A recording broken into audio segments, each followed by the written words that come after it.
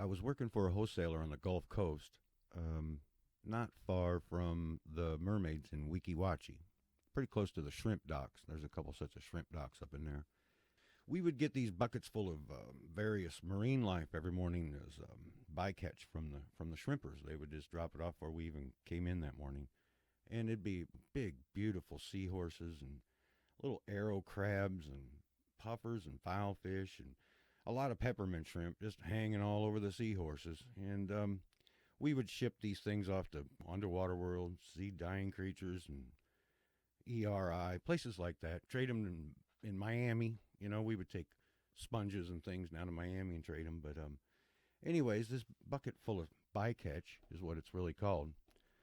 Would be traded from the shrimpers for just beer money because it was basically under the table. They didn't have a bycatch license to be legally selling it. So they would drop it off at this wholesaler, and we would ship it out all over the place. And mostly it was for the peppermint shrimp. The other stuff was just a secondary product. But for some reason, the shrimpers love shrimp, so they go after peppermint shrimp. So I would call these fleet of boats that go out every night peppermint shrimp boats because they target the peppermint shrimp because they're worth about 50 cents a piece to them, you know, quarter, 50 cents, somewhere around there. Depends on who you get them from.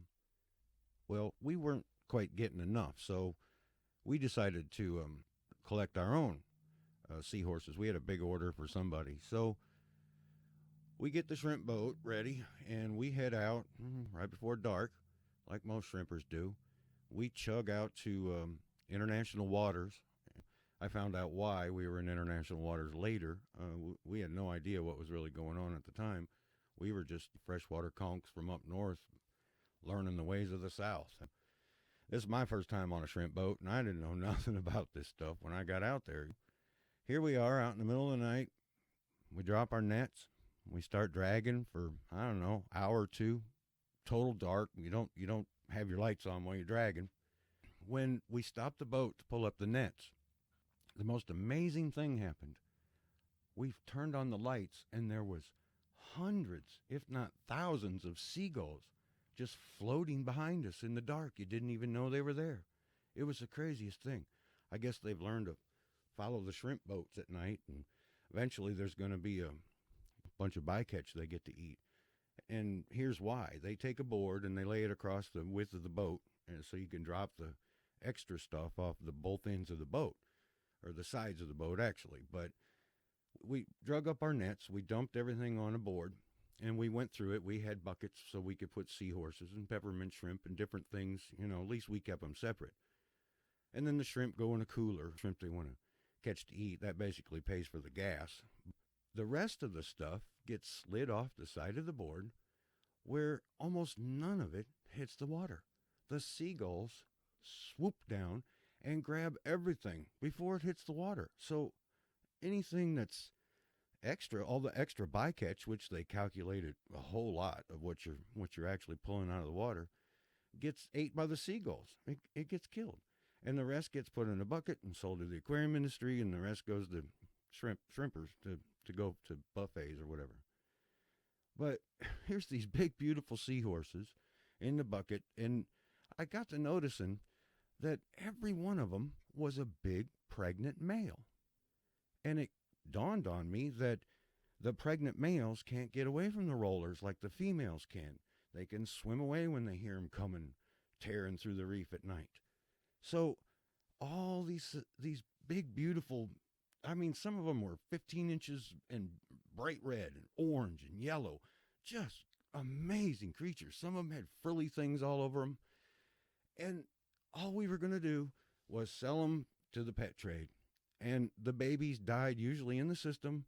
They never even made it into a box. And if they did, they either gave birth in the box or shortly after they got to one of the other wholesalers or pet stores, wherever they were going. And all the babies would die. Not one of them would survive.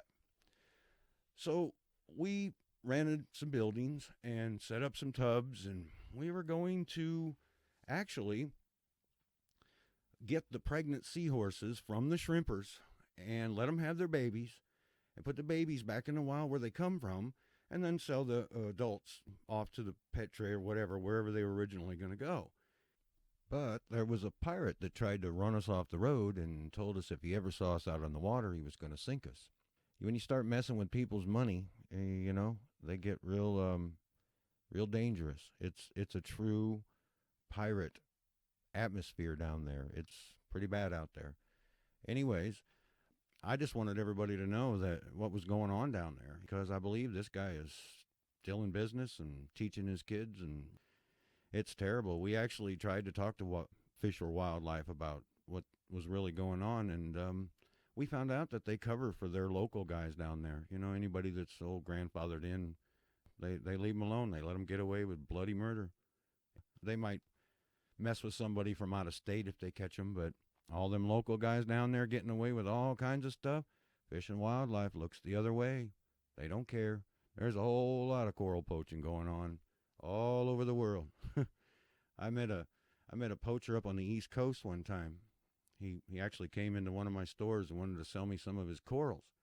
And, it was a real big deal according to him. And I went up to his basement, basically, and he showed me his big fancy system and blah, blah, blah, and showed me pictures on how he goes over to other countries and sneaks little chips of corals back. And what people don't realize is that if nobody else has them, they can charge pretty much whatever they want for them. This guy was getting $2,000 a chip and calling them signature. They're his corals. He created them. That's worth its weight in diamonds. For a little tiny chip, $2,000. These people are dealing in growing diamonds because they can go poach them from another country, bring them back here, grow them out, and sell them as some signature exclusive coral. And the pet industry knows about it. The aquarium magazine people, the Reef Centrals, the aquarium, advanced aquariums, the reef addicts, the aqua nerds, all them people that have tried to block all the truth, they know it's coral poaching, but they don't care. They just want to get their corals. Just like the seahorses. They just want their seahorses. They don't care what they have to kill or go through to get them. I've seen a lot of stuff in my journey through the trade, but all them baby seahorses dying was one of the saddest things I've ever witnessed. And I just feel called to try to do something about it. I can't unsee it. I can't not do something about it. It must be fixed. This raping of our national marine sanctuary and our only living coral reef for fun and money has got to stop. We have got to put an end to what is going on down in Florida. And we need your help. So spread the word. Tell everybody, please. And if you want to know more, get a hold of me or keep listening. There's a whole lot more coming. The truth will set them free.